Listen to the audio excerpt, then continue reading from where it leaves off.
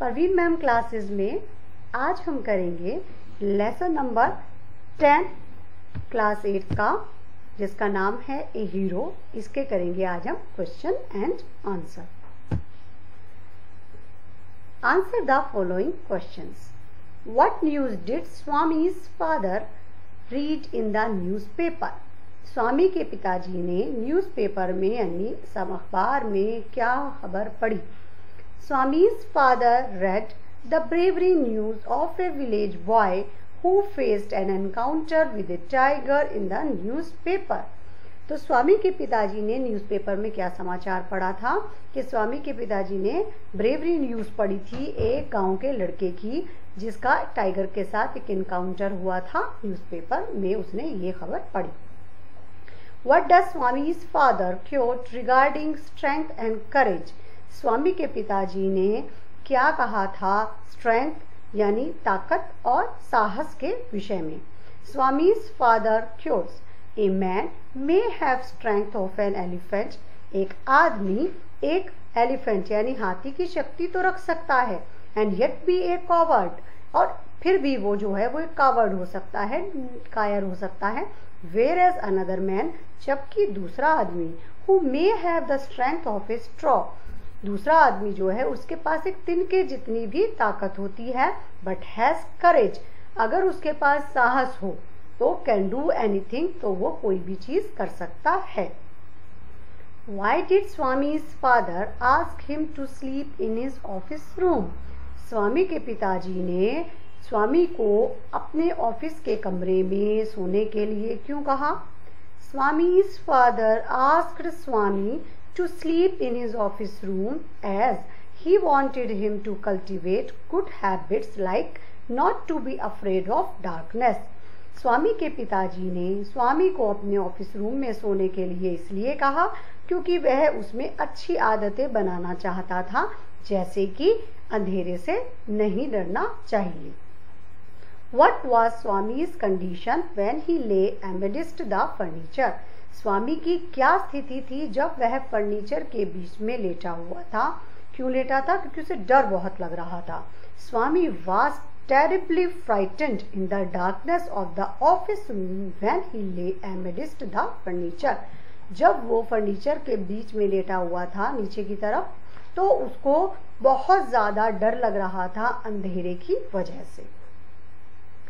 What was the incident which showed Swami's bravery? इसमें पूरी story आ जाएगी कि क्या घटना थी जिसमें स्वामी की बहादुरी दिखाई गई।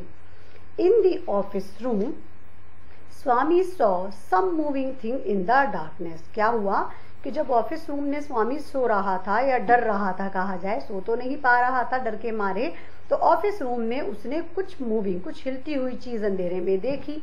He crawled out from under the bench। जिस बेंच के नीचे वो था उस बेंच के नीचे से वह रेंग कर बाहर निकला। Considering this thing a ghost, उसने समझा कि ये चीज तो भूत है।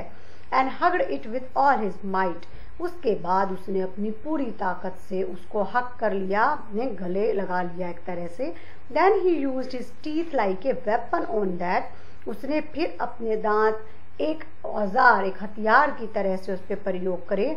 On that who was a burglar in real, किस चीज के ऊपर? जो कि सच में एक चोर था।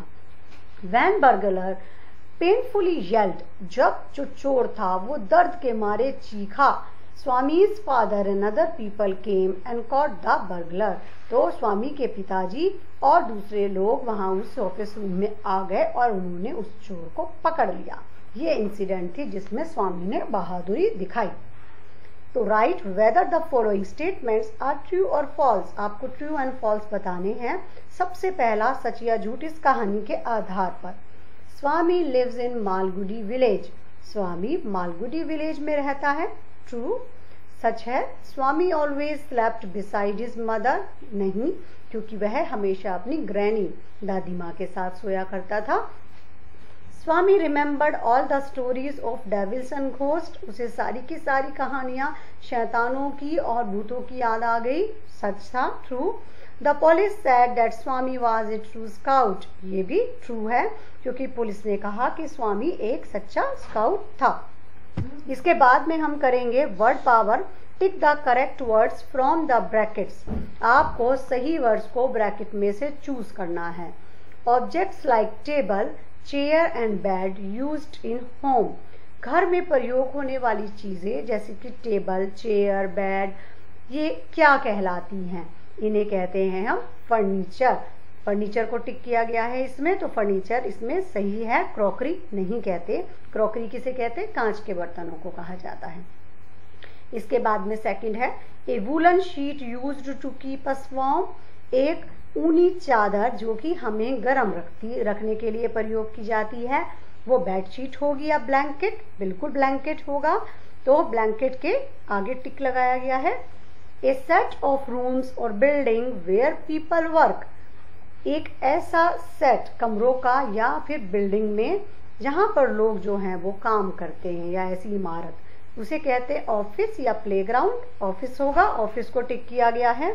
ए person who enters a building illegally in order to steal. एक आदमी जो कि इलीगली गैर कानूनी रूप से जो चुराने के लिए एक बिल्डिंग में एंटर करता है, प्रवेश करता है, उसे क्या कहते हैं? बर्गलर या जोकर। उसे कहा जाता है बर्गलर, यानी चोर। लैंग्वेज प्रैक्टिस में आज हम करेंगे read the following sentences and understand. इन सेंटेंसेस को पढ़िए और समझिए। We use from to indicate the beginning. जब भी हम फ्रॉम का प्रयोग करेंगे तो इसका मतलब किसी चीज की शुरुआत से होता है। And to indicate the end of an action. And ये जो टू का प्रयोग है वो हम किस लिए करते हैं? किसी भी कार्य के अंत के लिए।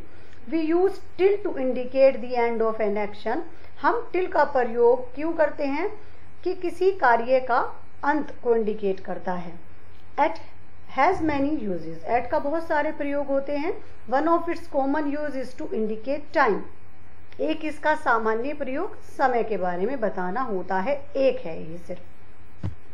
अब ये इसमें कुछ वाक्य दिए गए हैं, इसमें हमें एट, टिल, फ्रॉम, टू का प्रयोग करना है जहां जो उपयुक्त हो उसके हिसाब से।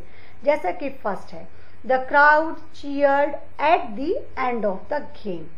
जो भीड़ थी उसने चीयर किया, खुशी मनाई गेम के खत्म होने पर। The train is expected till 12 PM। Train के आने की आशा कब तक है? 12 बजे तक है। The children played cricket from 4 PM to 6 PM। बच्चे जो हैं वो क्रिकेट खेले 4 बजे से लेके 6 बजे तक। तो इस तरह से ये पूरा पाठ आज आपका हो गया है। क्या नाम था इसका? इसका नाम है a hero, lesson number 10। I hope अच्छे से आप लोगों को समझ में आ गया होगा। Thank you.